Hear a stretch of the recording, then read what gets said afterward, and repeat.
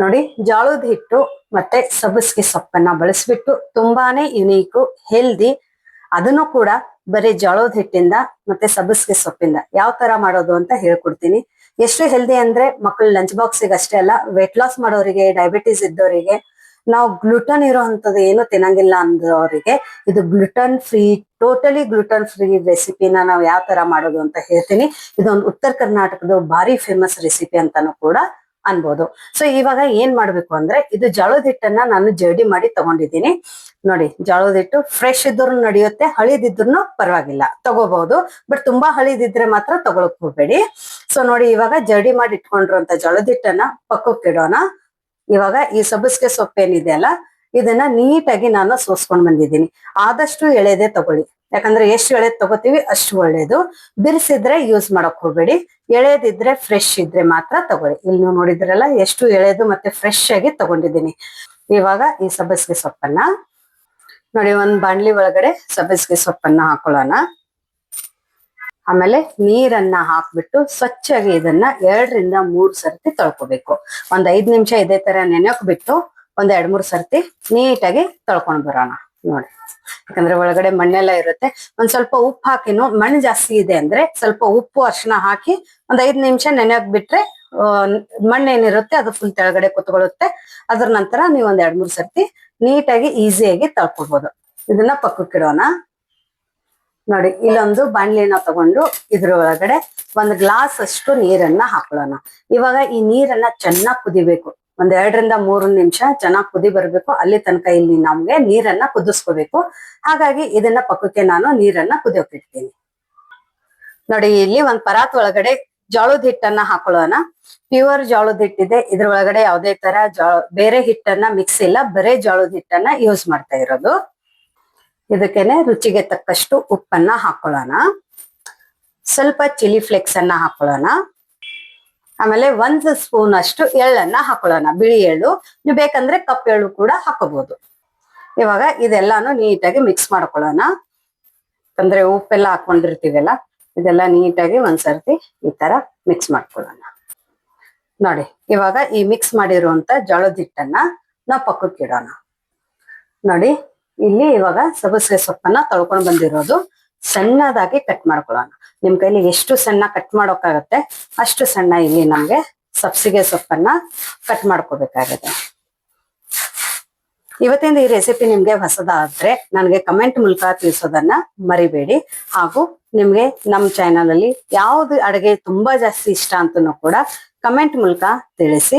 ಮತ್ತೆ ಯಾವ ರೆಸಿಪಿ ತುಂಬಾ ಚೆನ್ನಾಗಿ ಬಂತು ಅಂತಾನು ಕೂಡ ಕಮೆಂಟ್ ಮೂಲಕ ತಿಳಿಸೋದನ್ನ ಮರಿಬೇಡಿ. ಇನ್ನು ಯಾರು ನೀವು ನಮ್ದು ವಿಶ್ಫುಲ್ ಅಡುಗೆ ಮನೆನ ಸಬ್ಸ್ಕ್ರೈಬ್ ಮಾಡಿಲ್ಲ ಅಂದ್ರೆ ಸಬ್ಸ್ಕ್ರೈಬ್ ಮಾಡೋದನ್ನ ಮರಿಬೇಡಿ. ಯಾರಿಗ್ ಸಬ್ಸಿಗೆ ಸೊಪ್ಪು ಇಷ್ಟ ಇಲ್ಲ, ಸೊಪ್ಪು ತಿನ್ನಂಗಿಲ್ಲ, ಆ ತರ ಮಕ್ಕಳಿಗೆ ಇದು ತುಂಬಾ ಒಳ್ಳೆ ರೆಸಿಪಿ ಅಂತಾನು ಅನ್ಬೋದು. ನೋಡಿ, ಇಷ್ಟು ಸಣ್ಣದಾಗಿ ಕಟ್ ಮಾಡ್ಕೊಂಡಿರೋದು. ಇವಾಗ ಈ ಕಟ್ ಮಾಡ್ಕೊಂಡಿರೋ ಸೊಪ್ಪನ್ನ ಈ ಜೋಳದ ಹಿಟ್ಟಿನ ಒಳಗಡೆ ಹಾಕೊಳ್ಳೋಣ. ಇವಾಗ ಒಂದ್ಸರ್ತಿ ಇದನ್ನ ನೀಟಾಗಿ ಮಿಕ್ಸ್ ಮಾಡ್ಕೊಳ್ಳೋಣ. ನೀವು ಸೊಪ್ಪನ್ನ ಹೆಚ್ಚು ಕಡಿಮೆ ಹಾಕೋಬಹುದು, ಬಟ್ ಹೆಲ್ದಿ ಇರ್ಲಿ ಅಂತೇಳಿ ಇಲ್ಲಿ ನಾನು ಒಂದ್ ಸ್ವಲ್ಪ ಜಾಸ್ತಿನೇ ಹಾಕೊಂಡಿದ್ದೀನಿ.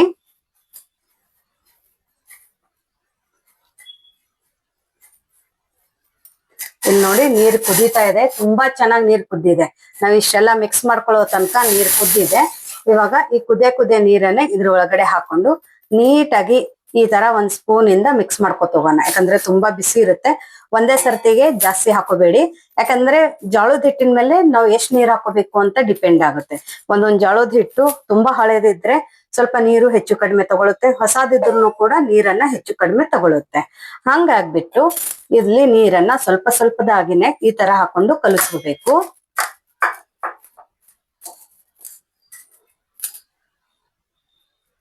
ಜೋಳದ ಹಿಟ್ಟಿಗೆ ಜಿಗಿ ಇದೆ ಅಂದ್ರೆ ಇಷ್ಟು ಬಿಸಿ ನೀರು ಹಾಕೋ ಅವಶ್ಯಕತೆ ಇಲ್ಲ.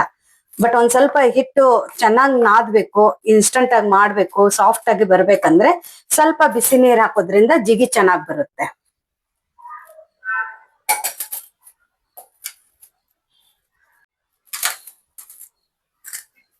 ನೋಡಿ, ನಾ ಆಲ್ಮೋಸ್ಟ್ ಎಷ್ಟು ಬಿಸಿ ನೀರನ್ನ ಕಾಯಿಸ್ಕೊಂಡಿದ್ದೆ ಅಷ್ಟೆಲ್ಲ ಹಾಕೊಂಡಿದ್ದೀನಿ. ನೋಡಿ, ಇದು ಬಿಸಿ ಇರುತ್ತಲ್ಲ, ಹಂಗಾಗಿ ಸ್ವಲ್ಪ ಬರೀ ಸ್ಪೂನ್ ಇಂದ ಈ ತರ ಮಿಕ್ಸ್ ಮಾಡ್ಕೊಳ್ಳೋಣ.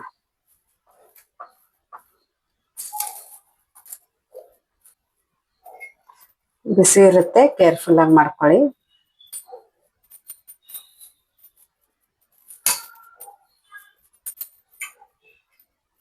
ಇವಾಗ ಇದ್ರ ಮೇಲ್ಗಡೆ ಮುಚ್ಚಿಬಿಟ್ಟು ಒಂದ್ 5 ನಿಮಿಷ ಇದೇ ತರ ಬಿಡೋಣ.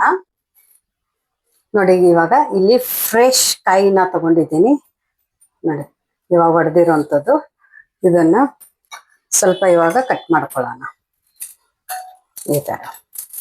ಇನ್ನು ಯಾರು ನೀವು ನಮ್ದು ವಾಟ್ಸಪ್ ಗ್ರೂಪ್ ಅನ್ನ ಜಾಯಿನ್ ಆಗಿಲ್ಲ ಅಂದ್ರೆ ವಿಶ್ವಲ್ ಅಡ್ಗೆ ಮನೆ ವಾಟ್ಸಪ್ ಗ್ರೂಪ್ ಲಿಂಕ್ ಅನ್ನ ನಾನು ಡಿಸ್ಕ್ರಿಪ್ಷನ್ ಬಾಕ್ಸ್ ಅಲ್ಲಿ ಕೊಟ್ಟಿದ್ದೀನಿ. ಆ ಲಿಂಕ್ ಮೇಲೆ ಕ್ಲಿಕ್ ಮಾಡಿದ್ರೆ ಸಾಕು, ನೀವು ನಮ್ ಜೊತೆ ಕನೆಕ್ಟ್ ಆಗ್ತೀರಾ.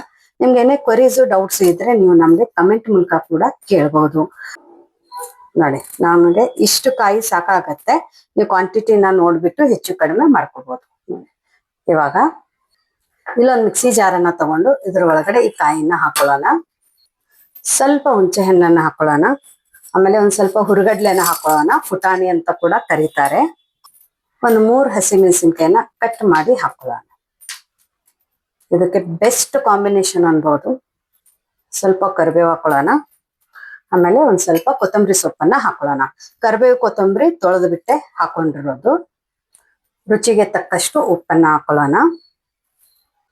ಆಮೇಲೆ ಸ್ವಲ್ಪ ನೀರ್ ಹಾಕೊಂಡು ಗಟ್ಟಿಯಾಗಿ ಚಟ್ನಿನ ರುಬ್ಕೊಂಡು ಬರೋಣ. ನೋಡಿ ಈ ತರ ಫೈನ್ ಆಗಿ ಚಟ್ನಿನ ಗಟ್ಟಿಯಾಗಿ ರುಬ್ಕೊಂಡು ಬಂದಿರೋದು. ತುಂಬಾ ಸಖತ್ತಾಗಿ ಟೇಸ್ಟ್, ತುಂಬಾ ಒಳ್ಳೆ ಫ್ಲೇವರ್ ಬರುತ್ತೆ. ಸೊ ನೀವು ಕೂಡ ಈ ತರ ಒಂದ್ಸರ್ತಿ ಚಟ್ನಿನ ಮಾಡಿ. ಇದನ್ನ ಇವಾಗ ಪಕ್ಕಕ್ಕೆ ಇಡೋಣ. ನೋಡಿ ನಮ್ ಚಟ್ನಿ ಎಲ್ಲ ಆಗೋತನ ಹಿಟ್ಟು ಒಂದ್ 5 ರಿಂದ 10 ನಿಮಿಷ ಚೆನ್ನಾಗಿ ನೆಂದಿದೆ. ನೋಡಿ ಇವಾಗ ಇದೇನ್ ಜಾಸ್ತಿ ಮಿದಿಬೇಕಂತೇನಿಲ್ಲ, ಪರ್ಫೆಕ್ಟ್ ಆಗಿದೆ. ನೋಡಿ ತುಂಬಾ ಗಟ್ಟಿ ಇಲ್ಲ, ತುಂಬಾ ಲೂಸ್ ಆಗಿನೂ ಇಲ್ಲ, ಸಾಫ್ಟ್ ಆಗಿ ಇದೆ. ನೀವು ಹೆಂಗೆ ಅಕ್ಕಿ ರೊಟ್ಟಿಗೆಲ್ಲ ಹಿಟ್ಟನ್ನ ಕಲಿಸ್ತಿರಲ್ಲ ಅದೇ ತರ ಇಲ್ಲಿ ನಾನು ಜೋಳದ ಹಿಟ್ಟನ್ನ ಕಲಿಸಿದ್ದೀನಿ. ಇವಾಗ ಕೈಗೆ ಒಂದ್ ಸ್ವಲ್ಪ ಎಣ್ಣೆನ ಹಚ್ಕೊಂಡು ಒಂದ್ಸರ್ತಿ ಈ ತರ ಹಿಟ್ಟನ್ನ ಮೆತ್ಕೊಳ್ಳೋಣ. ನೋಡಿ ನೀರಷ್ಟು ಕರೆಕ್ಟ್ ಆಗಿದೆ. ನಿಮ್ಗೆ ತುಂಬಾನೇ ಲೂಸ್ ಅನಿಸ್ತಾ ಇದೆ, ನಮ್ಗೆ ಬರ್ತಾ ಇಲ್ಲ ಅಂದ್ರೆ ನೀವು ಇನ್ನೊಂದ್ ಸ್ವಲ್ಪ ಜೋಳದ ಹಿಟ್ಟನ್ನ ಹಾಕೋಬಹುದು. ಬಟ್ ಇದು ನನಗೆ ಪರ್ಫೆಕ್ಟ್ ಆಗಿದೆ. ಸ್ವಲ್ಪ ಕೈಗೆ ಎಣ್ಣೆ ಹಚ್ಕೊಂಡು ಇದನ್ನ ಈ ತರ ಉಂಡೆನ ಮಾಡ್ಕೊಳ್ಳೋಣ.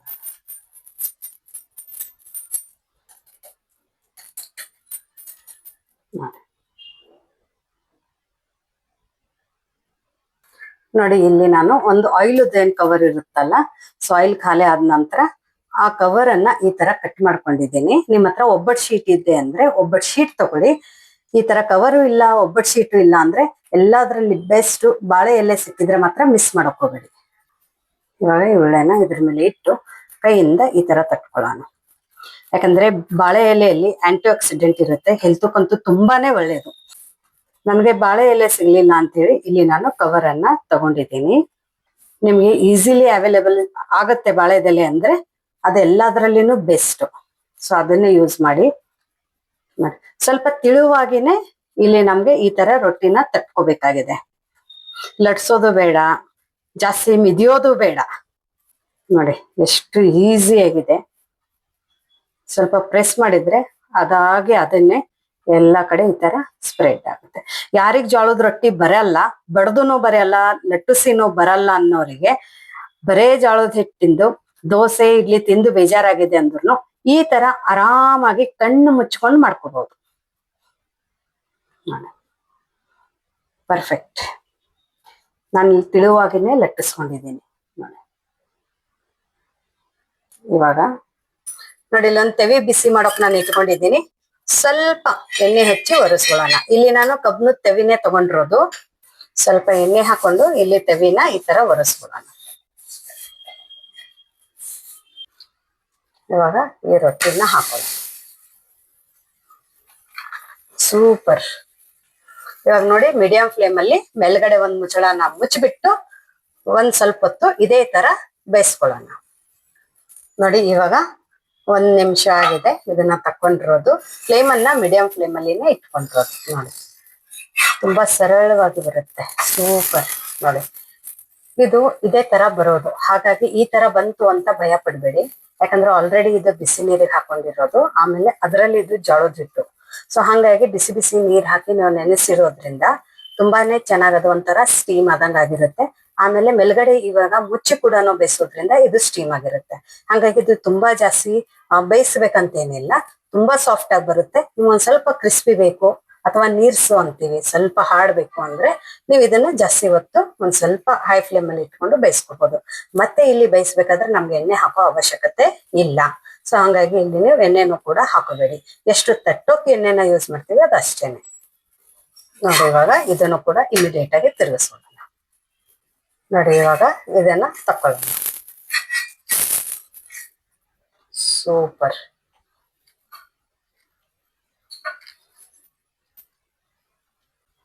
ಇವಾಗ ಮತ್ತೆ ಅದೇ ತರ ರೊಟ್ಟಿನ ಹಾಕೊಳ್ಳೋಣ. ಒಂದಾಗೋಷ್ಟರಲ್ಲಿ ಒಂದು ನಾವು ಈ ತರ ತಟ್ಟಿಟ್ಕೋಬಹುದು.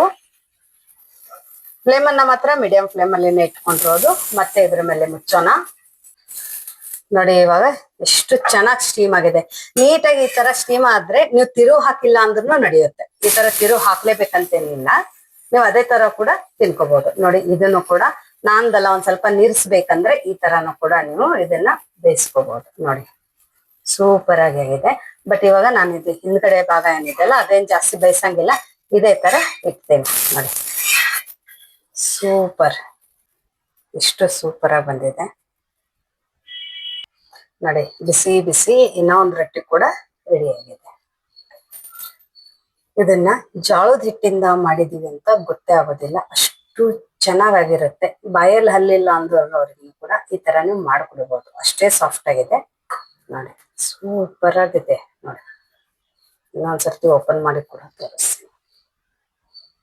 ಕಡಿಮೆ ಎಣ್ಣೆಯಲ್ಲಿ, ಕಡಿಮೆ ಟೈಮ್ ಅಲ್ಲಿ, ಕಡಿಮೆ ಇಂಗ್ರೀಡಿಯೆಂಟ್ಸ್ ಅಲ್ಲಿ ಮಾಡ್ಕೊಳ್ಳುವಂಥದ್ದು ಒಂದು ಜೋಳದ ಹಿಟ್ಟಿಂದು ರೆಸಿಪಿ ಅಂತಾನು ಅನ್ಬೋದು. ನೋಡಿ ಬಿಸಿ ಬಿಸಿ ಸಬ್ಸಿಗೆ ಸೊಪ್ಪು ಮತ್ತೆ ಜೋಳದ ಹಿಟ್ಟಿನ ರೊಟ್ಟಿ ಜೊತೆ ನಾವು ಮಾಡ್ಕೊಂಡು ಇಟ್ಕೊಂಡಿರುವಂತ ಕಾಯಿ ಚಟ್ನಿ, ಸೂಪರ್ ಕಾಂಬಿನೇಷನ್. ನೀವು ಚಟ್ನಿ ಮಾಡಿಲ್ಲ ಅಂದ್ರೂ ಉಪ್ಪಿನಕಾಯಿ ಹಾಕೊಂಡ್ ತಿಂದ್ರೆ ಅಂತೂ ಸ್ವರ್ಗ ಅನ್ಬೋದು, ಅಷ್ಟು ಚೆನ್ನಾಗಿರುತ್ತೆ. ಅಷ್ಟೇ ಇದು ಸಾಫ್ಟ್ ಆಗಿ ಕೂಡ ಇದೆ. ಇದೆಲ್ಲ ಸೂಪರ್ ರೆಸಿಪಿ. ನೋಡಿ ತುಂಬಾನೇ ಚೆನ್ನಾಗಿ ಬಂದಿದೆ. ಈ ರೆಸಿಪಿ ನೋಡಿ ನಿಮ್ ಬಾಯಲ್ಲಿ ನೀರ್ ಬರ್ತಾ ಇದೆ ಅಂದ್ರೆ ದಿಢೀರ್ ಅಂತ ಮಾಡ್ಕೊಂಡ್ ತಿನ್ನೋ ಅಂತದ್ದು ಒಂದ್ ರೆಸಿಪಿ. ನಿಮ್ಗೇನ್ ಇದಕ್ಕೆ ಸ್ಪೆಸಿಫಿಕ್ ಆಗಿ ಯಾವುದು ಮುಂಚೆನೆ ಪ್ರಿಪ್ರೇಷನ್ ಮಾಡ್ಬೇಕಂತೇನಿಲ್ಲ. ದಿಢೀರ್ ಅಂತ ಜೋಳದ ಹಿಟ್ಟಿದ್ರೆ, ಸಬ್ಬಸ್ಗೆ ಸೊಪ್ಪಿದ್ರೆ ಈ ರೆಸಿಪಿನ ಮಾಡ್ಕೊಂತೀನಿ. ನೋಡಿ ನೋಡೋಕೆ ಚೆನ್ನಾಗಿದೆ, ತಿನ್ನೋಕ್ಕೂ ಅಷ್ಟೇ ಸಖತ್ತಾಗಿರುತ್ತೆ. ನಾನ್ ನಿಮ್ಗೆ ಟೇಸ್ಟ್ ಮಾಡಿ ಹೇಳ್ತೀನಿ. ಸಿಂಪಲ್, ಸಖತ್ತಾಗಿದೆ. ಎಷ್ಟು ಚೆನ್ನಾಗಿದೆ ಅಂದ್ರೆ ನೀವು ಈ ತರ ಒಂದ್ಸರ್ತಿ ಮಾಡ್ಕೊಂಡ್ ತಿಂದ್ರೆ 101% ನಾನು ನಿಮ್ಗೆ ಚಾಲೆಂಜ್ ಮಾಡ್ತೀನಿ, ಈ ರೆಸಿಪಿನ ನೀವು ಡೈಲಿ ಮಾಡ್ಕೊಂಡು ತಿಂತೀರಾ. ಮಾಡೋಕೆ ಎಷ್ಟು ಈಸಿ ಆಗಿದೆ, ಬಾಯಲ್ಲಿ ಇಟ್ರೆ ಬೆಣ್ಣೆ ತರ ಅದೇ ತರ ಕರ್ಗೋಗುತ್ತೆ, ಅಷ್ಟು ಚೆನ್ನಾಗಿದೆ. ಸೊ ಇವತ್ತಿನ ಈ ಜೋಳದ ಹಿಟ್ಟಿನ ರೆಸಿಪಿ ನಿಮ್ಗೆ ಹೇಗ ಅನ್ನಿಸ್ತು ಅಂತ ಕಮೆಂಟ್ ಮೂಲಕ ತಿಳಿಸೋದನ್ನ ಮರಿಬೇಡಿ. ಮತ್ತೆ ಸಿಗೋಣ ನಾವು ಇದೇ ತರ ಹೊಸ ಹೊಸ ರುಚಿ, ಹೊಸ ಹೊಸ ಅಡುಗೆ ಜೊತೆ ನಮ್ಮ ವಿಶ್ಫುಲ್ ಅಡುಗೆ ಮನೆಯಲ್ಲಿ. Thank you.